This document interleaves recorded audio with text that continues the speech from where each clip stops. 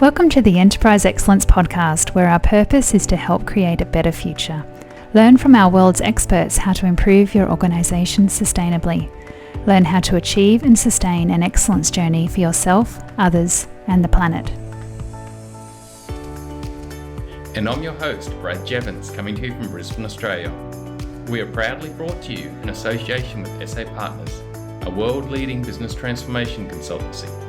SA Partners are a truly purposeful company focused on helping organisations achieve sustainable improvement for themselves, others, and the planet.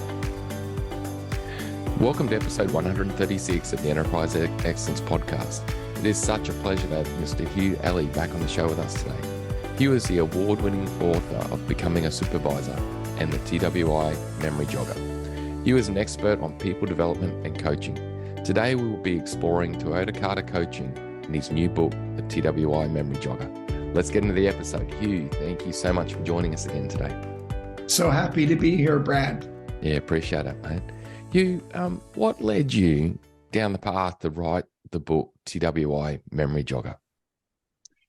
Well, Brad, I've been teaching the training within industry skills since 2008. And I just had not found something that I could leave with the learners afterwards that they could have as a reference. And I took a couple of stabs at it. And one of those actually turned into my first book, the Becoming the Supervisor, which was great because it provides kind of an emotional story that would get people excited about learning those skills, but it's still not the practical, oh my goodness, what do I do now kind of step-by-step guide. And that was just, there wasn't anything like that on the market. And then three friends of mine, Jean-Marc Legentil and Marc-Olivier Legentil and Thilo Schwartz, wrote the Toyota Kata Memory Jogger. And I looked at that and talked to them and said, well, gee, why don't I do that? Yeah. And it's a format that I think, well, here it is. I think it's a format that can actually be available to a supervisor or a manager when they're in the field, which is what I was looking for. I guess you're practicing that learning work that you do so much on, isn't it? How can we help people continue to learn, continue to refresh? Exactly. Yeah, it's awesome. Yep. So Hugh, what are the key elements when you talk about TWI and learning and developing people? What are the key elements to building people's skills from the guide? Like, what are those key parts you've put in there? Okay, so what I thought might be fun, Brad, is if I could tell you two quick stories. Yeah. So the first is, imagine I'm working late. This really happened. The last working day before Christmas, my boss comes through the office, the meet and greet. I'm the only one left there. It's like 4:00 in the afternoon. And he comes up and says, Happy Christmas. Hope you're having a good holiday.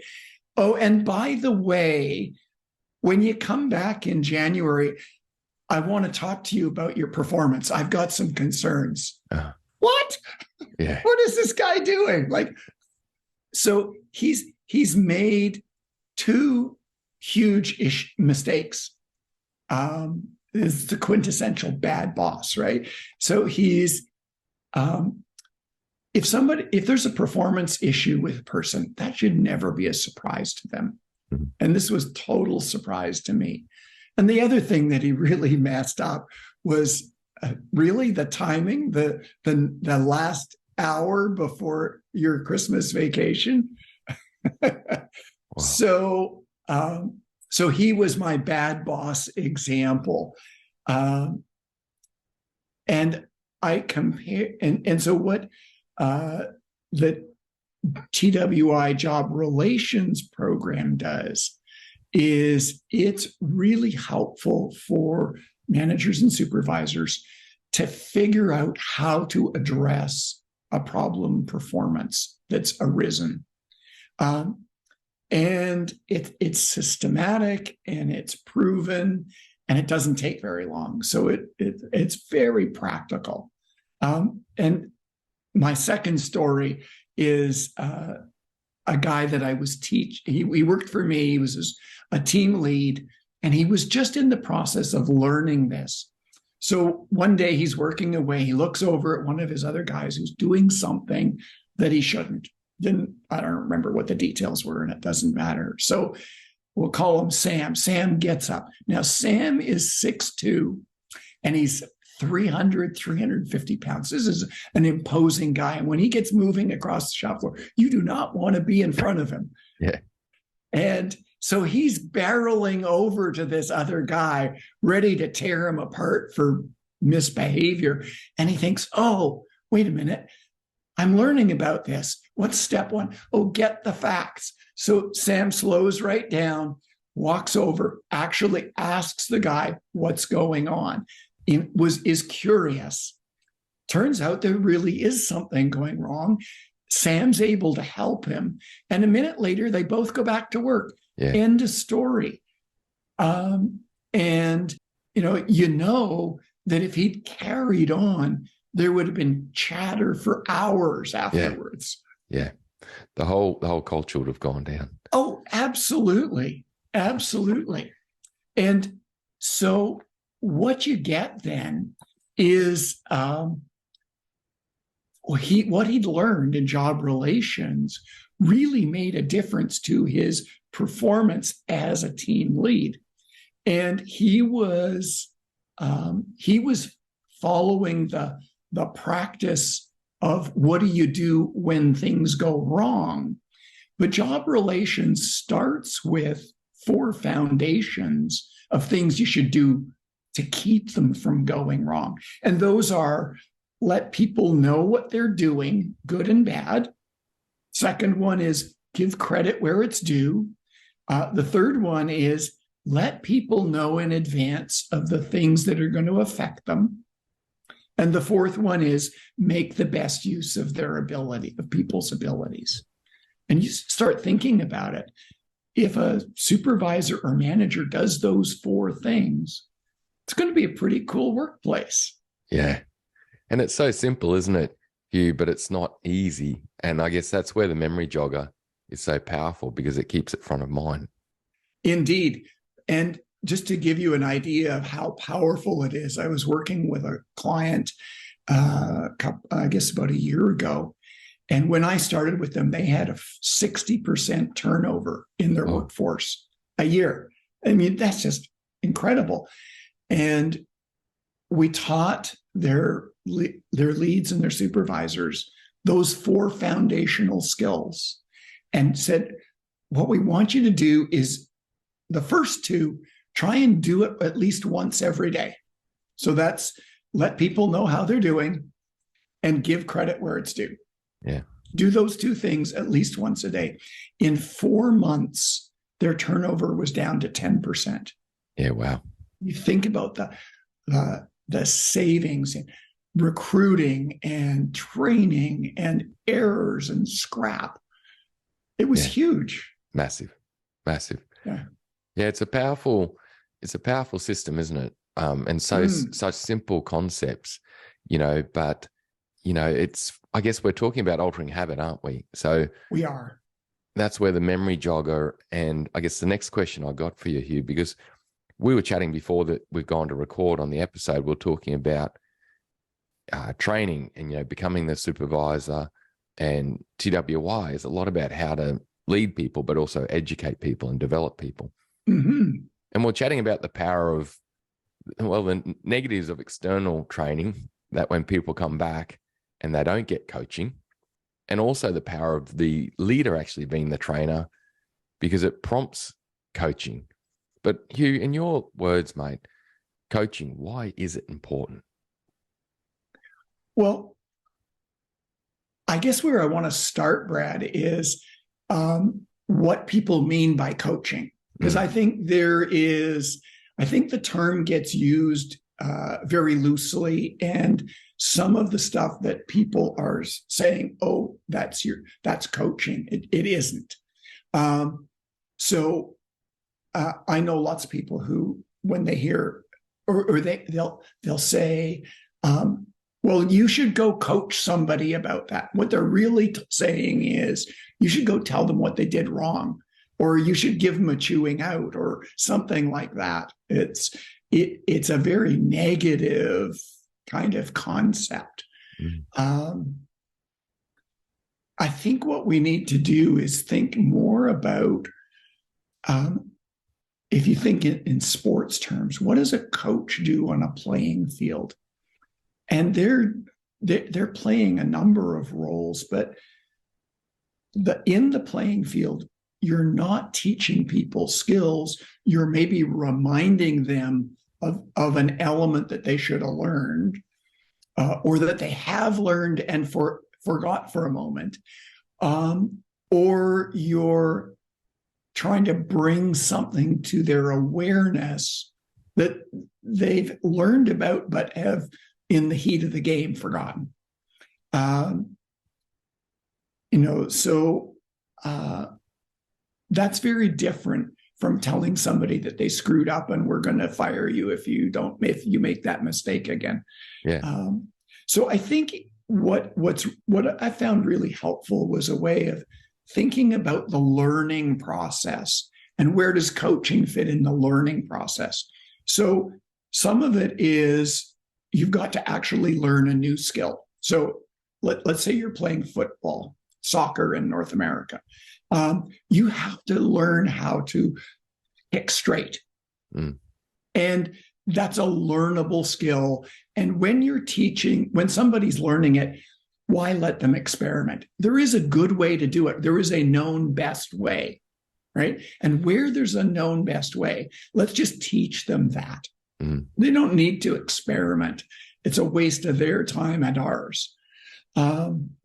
So then they've got to the level where they're capable of the basics and all the normal situations, and they're running into rare situations, but still well understood. And that's where, like, your senior players can mentor your junior players. Yeah. Oh, we've seen that before. We played that side before, and they do this. So this is the routine. This is our compensation.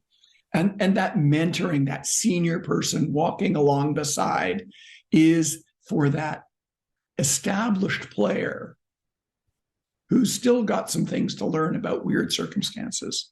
And it just applies just as much in the workplace. And then you run into the situation where we don't actually know how to deal with this problem. And or where the player is saying, I would really like to learn, I don't know, I'd like to be able to do a backflip and kick the soccer ball, the football, as I'm going over my head. Yeah. Ronaldo had to invent that. Yeah. And so that's where something called Toyota Kata plays in, or coaching, where the coach probably doesn't even know how to do it. But what they know is a way to learn it, a way to discover it. And so that's where I think coaching fits. So you've got the learning where it's just straight instruction, and then you've got the refining where it's mentoring, and then you've got this coaching where you're into the unknown. That's awesome. And so really, with the person's journey, it's that piece of teaching skills and helping them build up best practice, which I guess is in business, you'd have your learning system or your work instructions and SOPs and things that you're exactly training to. And then you get to this stage where it's mentoring, which is like different tips and tricks and best practices that experienced people have found to help the person in the process. And then you get to this coaching stage, which is really where you're then pushing new boundaries and you're thinking of improvement and how can we do things better, and or how can we innovate. That's amazing. It's a really great way to see. Hugh, with the TWI Memory Jogger, where would you say that it really slots in to help on that journey? What parts of the journey, or the whole journey? So I think this is the TWI model was built for and is, I think, ideal for managers and supervisors who are in the I need to learn my trade. I need to learn to straight kick consistently, right? I need to get the ball to always go the distance I want and the direction I want. I need to be able to pass. Yeah. And so I need to be able to teach a new skill to one of my employees, or I need to be able to deal with it when somebody isn't performing the way I expect them to. Yeah. Nice. And I need to know how to handle that. And TWI is awesome for that. Yeah. And it sounds to me from your description too, Hugh, with it that, you've got those some best practices in language approach too. Like when you see something that's not right to process, don't just go in there and start blasting. Go in there and seek to understand. Hey, what's happening? What's That's right. What's leading to what's happening here? What's the cause? Yep. Okay, cool. Yeah. That's awesome. So there's some great language practices when you're in that zone of training or mentoring to really help it be a great outcome. Yeah, brilliant.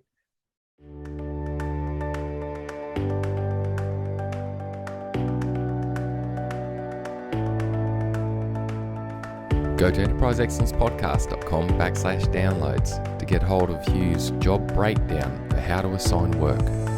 When you and your supervisor do this right, it has an immediate impact on productivity and error rates, and it's easy to do, with or without your organization's support.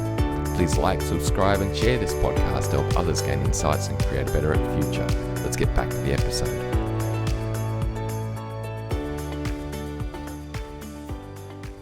You on the coaching piece now, which is so powerful because this is where we're talking about improvement, innovation. But I understand if you don't have that foundation of training and mentoring going on, it's very difficult to get to that coaching level, isn't it? Because you're just dealing with fires and craziness. Yeah. Yeah. Tell me about Toyota Kata then. Do you mind if we explore that and the coaching involved in Toyota Kata? Because I understand this is the model that you work with a lot when it comes to that, that real area of coaching, and you're going into that improvement innovation space. Yeah. Yeah. So Toyota Kata is a way of teaching a thinking process. It's a mindset. It's a very methodical, systematic process for striving toward a challenge. And that might be a problem you need to solve, or it might be a new thing you need to accomplish. It could be either of those, but it's something that's an established a challenge that's been given to you. And so the Toyota Kata has two parts to it. It has an improvement cycle.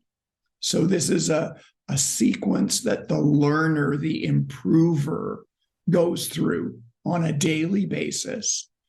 And then there is a coaching cycle, which is 15 to 20 minutes conversation between the coach and the learner, the improver. And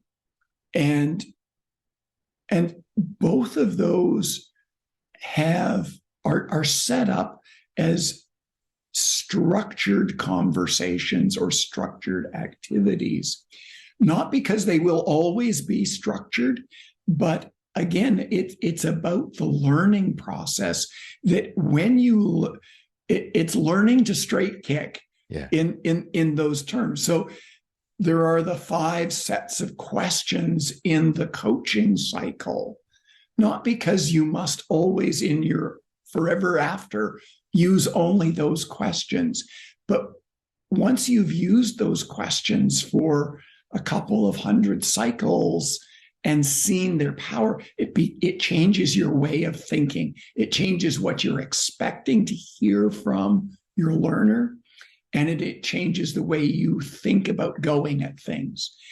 And so then over time, you will develop your own style. But as a starting out person, what the Toyota Kata does is it gives you a structure. Actually, Brad, the term kata has two meanings. And one is that it's the standard to which that you're trying to match. And the other is that it is a practice, a habit. Yeah. And so both of those meanings are true. It's a mindset, a mental habit, and a standard that you can use to learn this approach of improvement. As you're talking, I'm going through my mind again, seeing that journey of training to mentoring to then coaching, where even learning the Toyota Kata, it's like that journey. I understand what you're describing, that first of all, just learn it and practice the Toyota Kata, then get mentored by others and learn extra tips and tricks. And then eventually, branch out and coach and create your own style and take it to that next level. The interesting thing, Brad, is that the folks who are active in the Toyota Kata world are all keenly aware of that need to have a mentor. And so the structure actually includes a second coach who is there to help the coach who's learning that's get awesome. better. And, I've been doing this now since 2017, and I still will call colleagues in to say, okay, I need you to come and watch and give me tell me what I'm doing, tell me what I'm missing. Yeah. And I was chatting with a good friend of mine the other day, Tracy Defoe, and I was saying, sometimes I just feel so incompetent at this. And she says, so do I. Well, Tracy is probably one of the best practitioners in the world. Yeah. So there's just lots to learn, but it's fun and it's powerful. I think the great thing on that too, he was, Roger Federer had a coach all the way through his career. Yeah. You want to avoid the old second law of thermodynamics, the entropy can happen. Exactly. Do you mind if we explore those 5 questions? Like, what are the 5 questions of that Toyota Kata coaching cycle? Sure. So question 1 is, there's actually a question 0, which is, what is your challenge? Just so everyone's paying attention to what we're really trying to do. But then we're saying, what's your target condition? So what are you aiming for right now? What's your current condition? What's your actual condition now? So we're trying to see target and actual so that we can start to see the gap. Third question is, what obstacles are preventing you from reaching your target condition? And which one are you working on now? The fourth question is, what's your next step or experiment? And what do you expect to see or learn as a result of that? And the last question is, how quickly can we see what you have learned or are learning from this step? Wow, that's really cool. I can see it's really prompting scientific thinking, isn't it? It is. So what is your challenge now? Yeah. What's the target condition you're seeking? What's your current condition and why? What's the gap? What obstacles are preventing you moving forward? Which one are you working on now? The next step, what's your next step? And exploring, how will you explore that? And how will we check back in and understand what you've learned? Yeah. And in two things to pull out of that, Brad, the obstacles question asks you, which one are you working on? Yeah. Okay. Right. So you stay focused, and you think about your grade 9 science, right? Your teacher always said, change one variable at a time. Yes. Right. Because otherwise you don't know what's happened. Exactly. And then the other thing, back to grade 9 science. Remember, you had to write your hypothesis that if I change this, I expect to see this result. Yeah. And that fourth question is, what's your next experiment and what do you expect to see? Yeah, that's neat. So that's what makes it different from just random trial and error. Yeah. And I love too, what do you expect to see is basically getting them to describe a vision, like lock it in their mind and actually create that vision for it, which we all know then that helps create inertia. Yep. It's a powerful system. I could almost envisage Edwards Deming doing this in Japan back in the 40s and 50s, couldn't you? Like, absolutely. Deming was one of the legends in quality and scientific thinking with Sherwood, and it's great. It's led to so many amazing things. On this topic of Toyota Kata and the TWI learning jogger and the insights you've given us on that learning journey, from basically training to mentoring to coaching. There's so much that listeners are going to take away. But what's been a recent insight for you, mate? What's been a recent learning you've had that sort of gave you an aha moment? It really hit me. I participate in the Kata School Cascadia, so it's a loose group of practitioners of the Toyota Kata, and although we're loosely based in the west side of North America, we've got members from all across the world, including Australia. And we were chatting the other day, and something that one of the members said just sort of struck me, and I've been thinking about it a lot since, is that when you're coaching, you have to have sort of a mental image or standard that you're comparing things to. You have to know what you should be seeing if it's being done well. Because otherwise, what'll happen is that you'll wind up going into the details of solving the problem, as opposed to looking at how the learner's thinking is going. Because our job as a coach is to pay attention to the thinking process and focus on whether that's solid, not worrying about the particular problem that they're solving. And I realized that I have not had a solid enough image of what that should look like. Think about a coach looking at a rugby player's tackle. They have an idea of what that should look like when it's done well. And if they didn't have that idea, they couldn't be of any use to somebody. Yeah, it's too true. And Hugh, I think this is something I've been reflecting on a lot lately, because I've realized that in my world, with any company I help, it's all about coaching the senior leadership and helping to cascade the journey, because otherwise it won't stick, and then on that, I reflect back to, where you get pure psychologists coaching leaders, and I think that's great what they do. But I think too, if you can apply that understanding of people and coaching, plus understanding how the rugby tackle should be done really well, you've got then a great mix.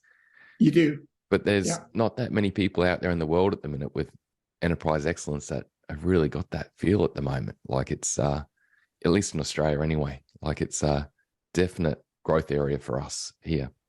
Oh, I think it's around the world. Okay. Yeah. So it's how can we help more companies with limited resource? That's the challenge. Yeah. Well, Hugh, thank you so much for your knowledge and time, mate. I really appreciate it. Thank you for creating such a great book in the TWI Memory Jogger. And mate, how can people reach out to you if they want to connect, get some help, learn more? Sure. So the easiest way for most people will be LinkedIn. And so, direct message me or send me a note or whatever. And I've got contact information there. My email is hughalley@gmail.com. And they can phone or text. And it's a North America number, 604-866-1502. So any of those will work, and be happy to talk to people. Yeah. Well, Hugh, thanks for everything you have done and continue to do, mate, to help us create a better future. And Well, I look thanks forward for to the talking to you more. opportunity. Yeah, and I look forward to talking to you more in the future, mate, about that learning journey and then the coaching capability. Like, it's really impressive. Thanks, mate. Good. Thanks. Bye, Brad. What a great episode. Remember, you can visit our website, enterpriseexcellencepodcast.com/downloads to get hold of Hugh's job breakdown for how to assign work. When you and your supervisor do this right, it has an immediate impact on productivity and error rate reduction. And it's easier to do with or without your organisation's support. Please like, subscribe and share this podcast to help others gain insights and create a better future. There were 2 key takeaways for me from this episode. Firstly, the trainee, mentor and coaching journey of learning. When someone first joins a team or needs to learn something new, teach them the best way as it is defined now. Once they have built confidence, move into the mentoring phase where they can gain knowledge and support from others on the process who have extensive experience. Finally, move into the coaching phase where we're using a Toyota Kata Coaching approach to support scientific thinking and ultimately continuous improvement and innovation to help create a better process and better outcomes for customers, people and the planet. The second key takeaway for me was the power of using a memory jogger for critical skills like people leadership and learning. Hugh has done an amazing thing for all of us by capturing training within industry knowledge and best practices into a simple guide that anyone can use to help jog memory and learn ongoing. Thanks again for your time and knowledge, Hugh. Thanks for helping us create a better future. Bye for now.